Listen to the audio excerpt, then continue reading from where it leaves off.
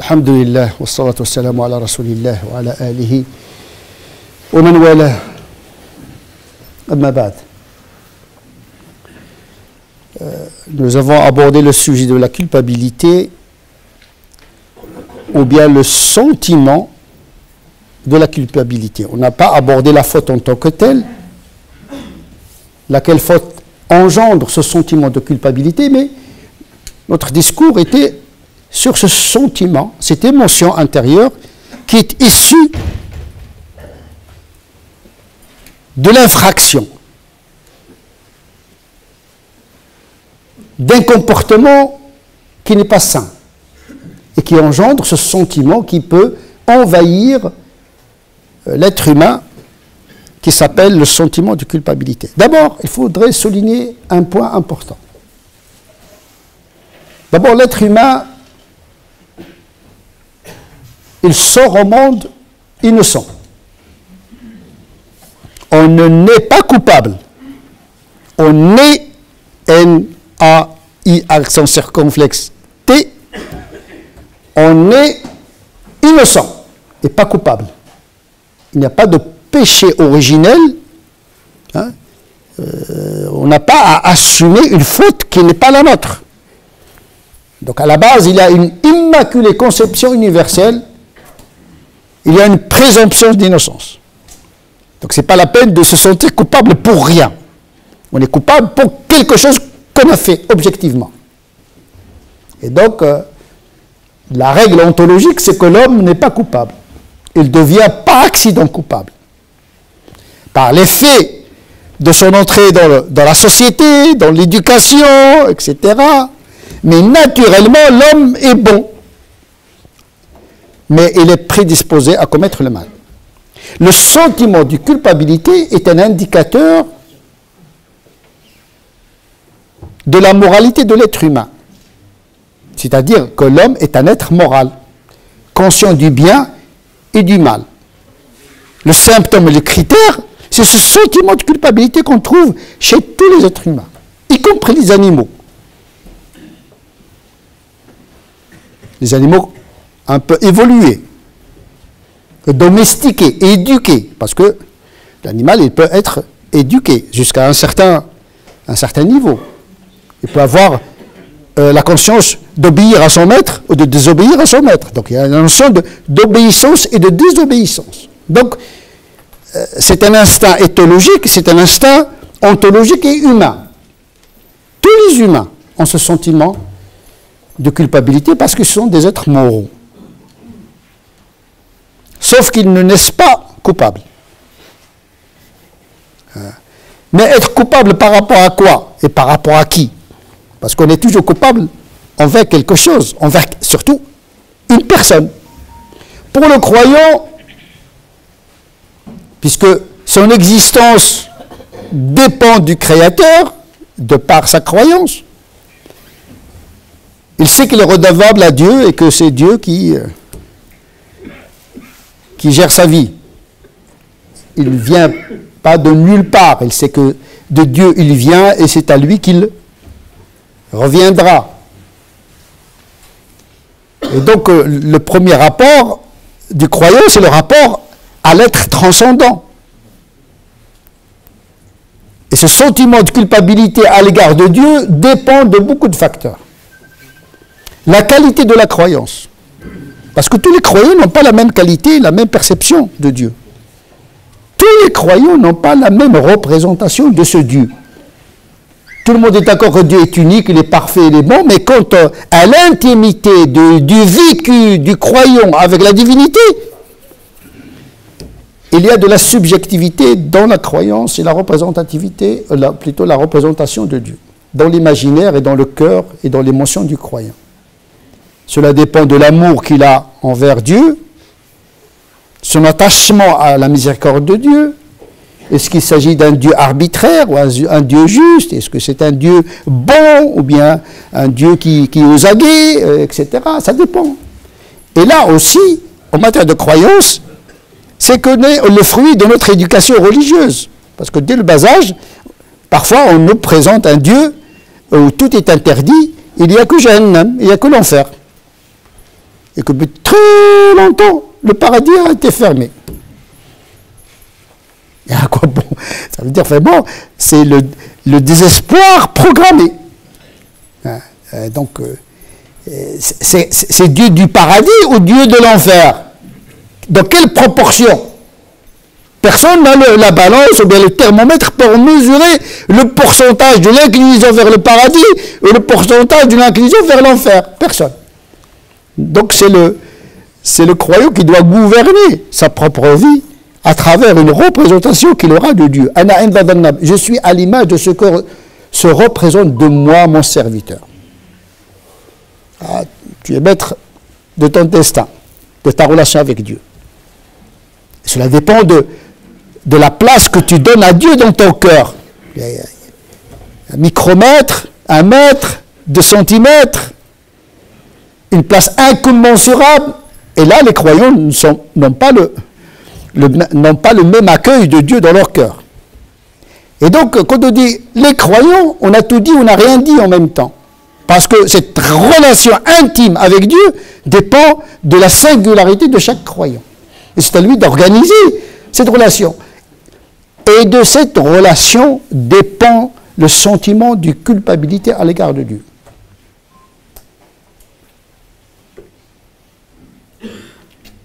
Par exemple, Rabbi al-Adawiya, une grande sainte, il dit « Moi j'adore Dieu par amour.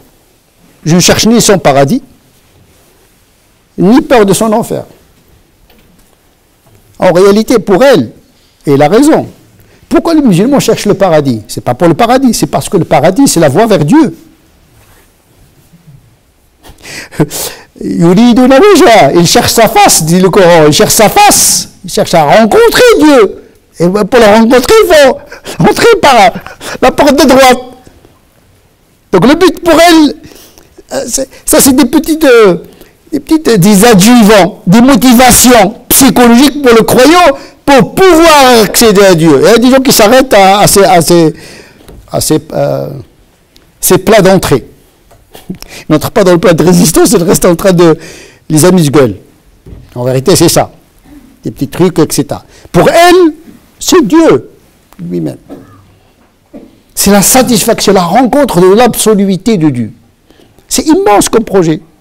Et il ne pense même pas en enfer. Il dit, si tu me jettes en enfer, je t'aimerai toujours. C'est-à-dire son amour, il est capable d'éteindre le feu de l'enfer. Les musulmans disent, oh, l'imam il a dérapé.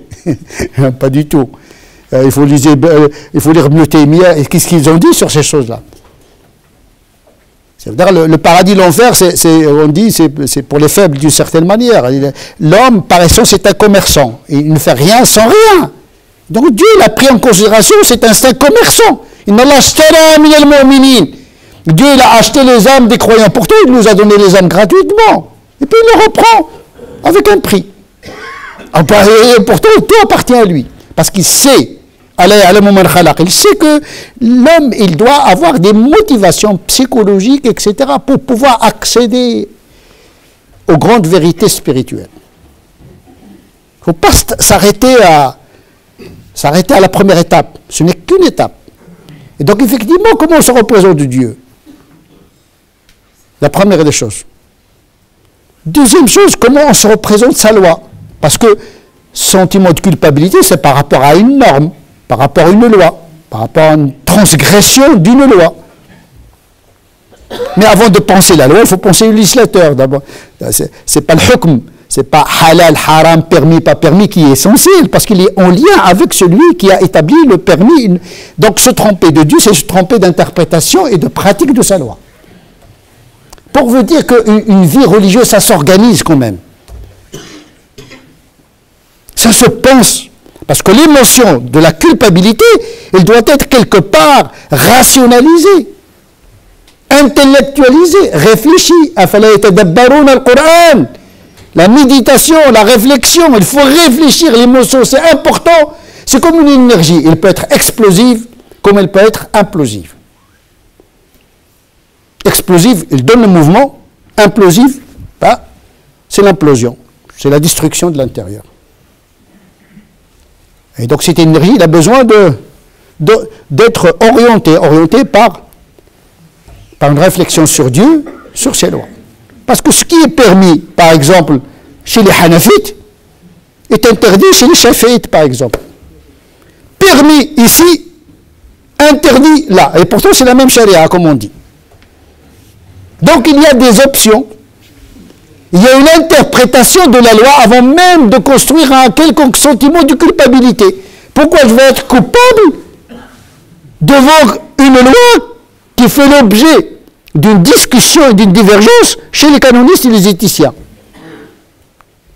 Pourquoi je vais avoir un sentiment de culpabilité alors que je n'ai pas l'intention de transgresser? Si l'on considère que l'intention c'est elle qui détermine la valeur d'un acte, etc., etc., etc. Ça veut dire que la conformité à une loi du droit canonique ne met pas le musulman à l'abri d'une faute morale. Comme le fait de ne pas être en conformité avec une loi du droit canonique, cela ne veut pas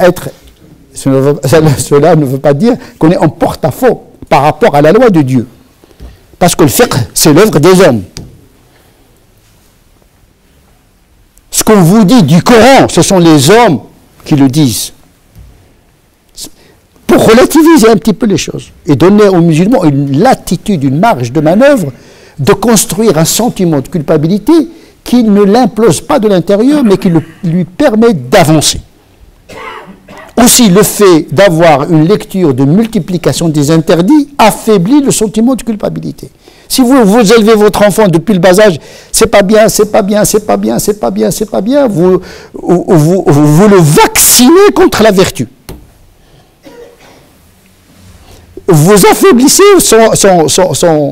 son patrimoine immunitaire. Vous savez, les antibiotiques, à force de mettre les antibiotiques, vous finissez par affaiblir l'immunité. Haram, haram, haram, haram, haram. On n'accède pas à Dieu à travers l'évitement du haram. Par contre, on accède à Dieu par la conformité au devoir. Ce n'est pas la même chose. Occuper l'esprit par le devoir au lieu d'occuper l'esprit par les interdits. Parce que multiplier les interdits, c'est multiplier les tentations. Et multiplier les tentations, c'est multiplier les infractions. Et multiplier les infractions, c'est multiplier le désespoir. Alors que l'interdit, c'est l'exception. Et donc, ce sentiment de culpabilité, c'est quelque chose de très noble, il faut l'investir dans quelque chose d'assez grave. Il y a Dieu, il y a la loi, il y a également l'intention. Quelle est votre intention dans tout ça? Et puis, il y a les fautes graves, il y a les fautes vénielles. Le Coran en parle. Toutes les fautes ne méritent pas le fait de se mortifier l'âme. Parce qu'on peut avoir la conscience morale à cause d'une faute vénielle, mais on ne s'occupe pas des fautes graves. Le fait de tromper les gens, de faire une comédie existentielle, c'est la mythomanie existentielle de tromper tout le monde.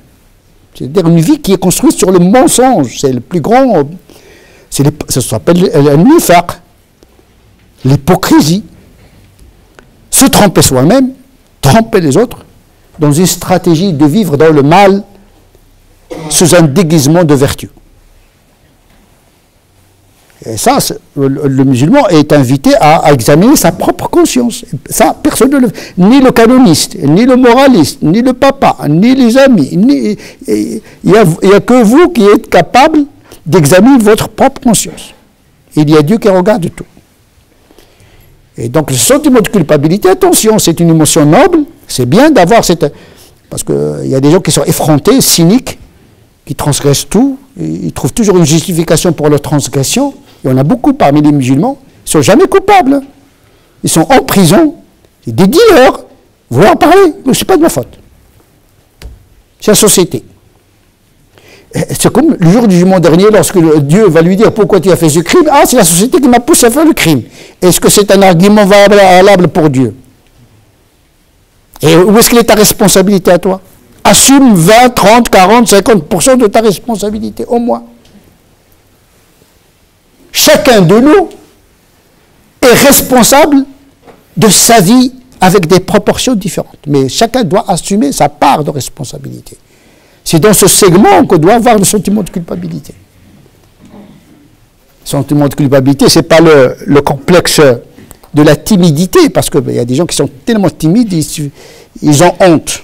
Mais c'est bien d'avoir honte. Mais parfois, il y a une honte injustifiée.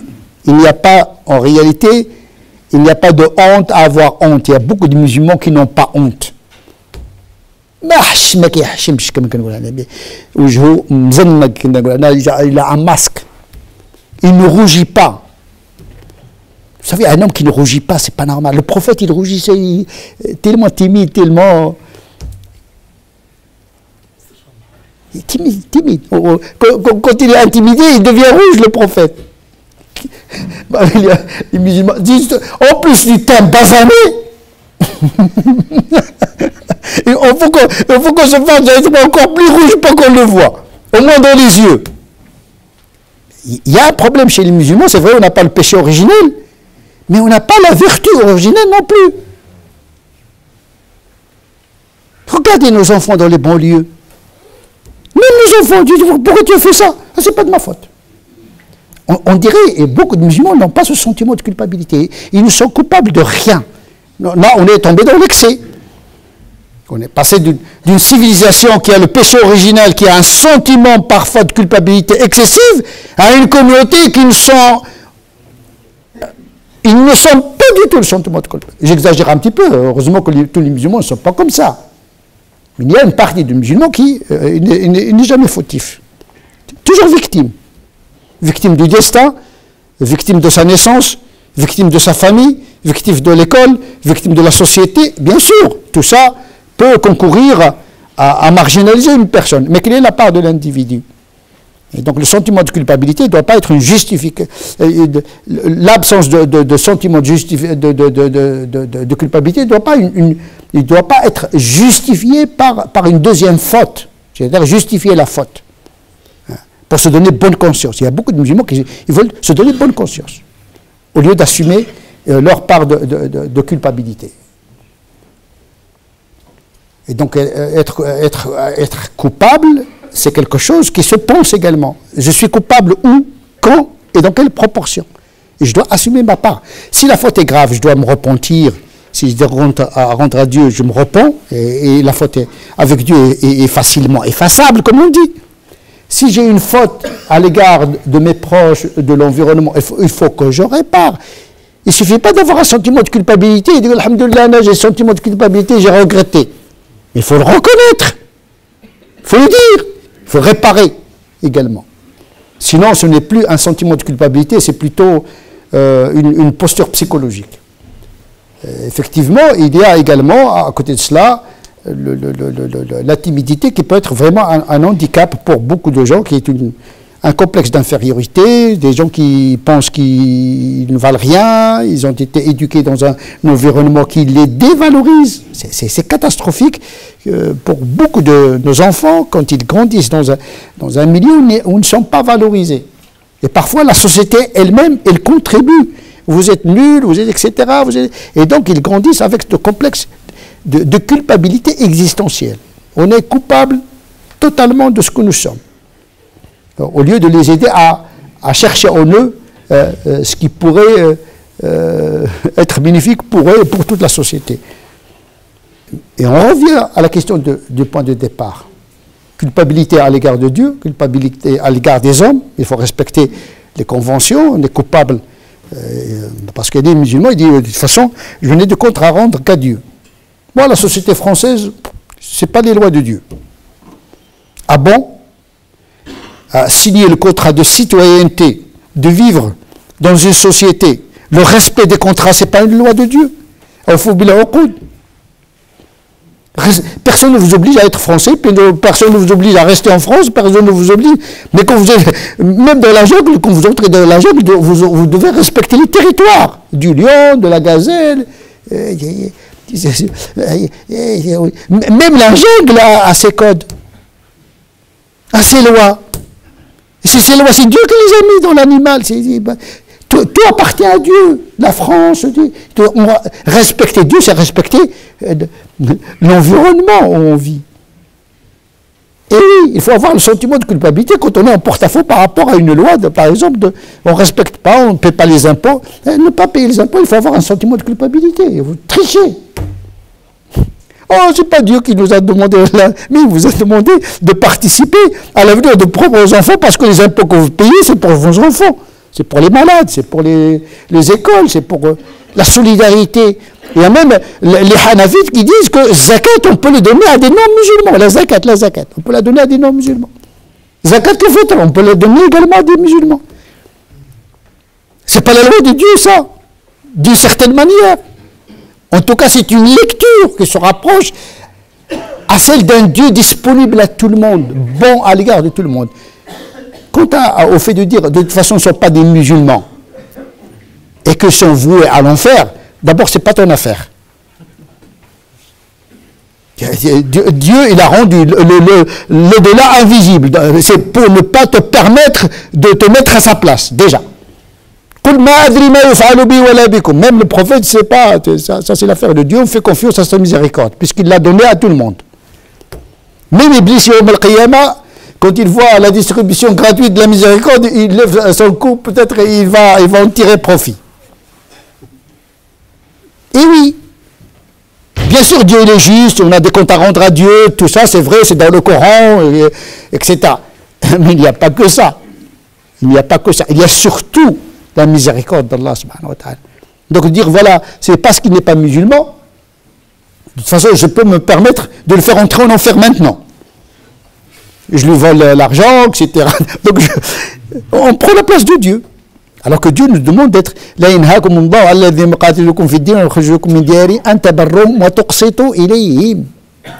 faut être bon avec des gens qui ne sont pas musulmans, qui ne vous ont pas combattu. Vous vivez en paix. Dans une chose, on est tous des Français, on est tous des Européens, par exemple, pour ne citer que notre exemple. S'il y a un tsunami, s'il y a un ennemi extérieur qui nous envahit, il ne faut pas dire, toi tu es musulman, tu passes à côté, toi tu... Mais non, le Covid ne fait pas de distinction, parce que notre destin est lié de certaines... Dans ce bas monde, dans le delà, les choses appartiennent à Dieu. Par contre, ce bas monde nous appartient. Nous devons nous gérer bien, avec justesse et bonté. Et donc, sentiment de culpabilité, oui, si je transgresse un droit de quelqu'un que je considère méritant l'enfer, ce qui est une fausse idée d'ailleurs, je dois avoir un sentiment de culpabilité. Même l'animal. L'animal. Vous touchez un animal comme ça, vous le faites souffrir, vous devez avoir un sentiment de culpabilité, parce que vous avez des comptes à rendre à Dieu le jour du jugement dernier. Toute âme sensible. كل حي ذي كبد رطبة Rahma, la miséricorde. Et donc, bien sûr, donc le sentiment de culpabilité n'est pas uniquement quelque chose de religieux 100%. Non, il est religieux, il est cultuel, il est éthique, il est universel. Il est intégré dans le sentiment de culpabilité de manière théologique. Mais il faut qu'il soit mesuré. Il ne faut pas qu'il handicape l'individu. Il ne faut pas que l'individu se sente en permanence sentiment de culpabilité qui l'inhibe dans ses rapports à autrui, dans le monde, de se trouver une énergie en lui, de créativité, etc. etc. Et on revient au point de départ, c'est-à-dire que le retour à Dieu, il faut toujours avoir une pensée positive de Dieu, parce que Dieu, il a l'image de ce que nous nous représentons de lui. Et donc la boucle est bouclée. Nous traversons ce monde, mais en définitive, attention, il y a un retour, mais ne désespérez jamais de ce Dieu, assumez comme il faut ce bas monde, mais faites confiance à Dieu. Et, ce qui nous a été demandé, c'est lutter contre notre faiblesse. Accomplissez le djihad moral comme il se doit, mais sachez que la victoire vient de lui. Il n'y a pas d'obligation de résultat, mais il y a une obligation morale d'effort. Faites l'effort. Parfois on échoue, parfois on réussit. L'essentiel, tant que nous marchons vers Dieu, tant que nous marchons vers la vertu, on est dans la vérité. نسأل الله عز وجل أن يجعلنا من الذين يستمعون القول فيتبعون أحسنه أولئك الذين هداهم الله وأولئك هم أولو الألباب اللهم اهدنا فيمن هديت، وعافنا فيمن عافيت، وتولنا فيمن توليت، وبارك لنا فيما أعطيت، وقنا واصرف عنا شر ما قضيت. اللهم ربنا آتنا في الدنيا حسنة وفي الآخرة حسنة وقنا عذاب النار. اللهم ربنا آتنا في الدنيا حسنة وفي الآخرة حسنة وقنا عذاب النار. اللهم ربنا آتنا في الدنيا حسنة وفي الآخرة حسنة وقنا عذاب النار. اللهم صل على سيدنا محمد وعلى آل سيدنا محمد كما صليت على سيدنا إبراهيم وعلى آل سيدنا إبراهيم، وبارك على سيدنا محمد وعلى آل سيدنا محمد كما باركت على سيدنا إبراهيم وعلى آل سيدنا إبراهيم في العالمين إنك حميد مجيد. سبحان ربك رب العزة عما يصفون، وسلام على المرسلين، والحمد لله رب العالمين.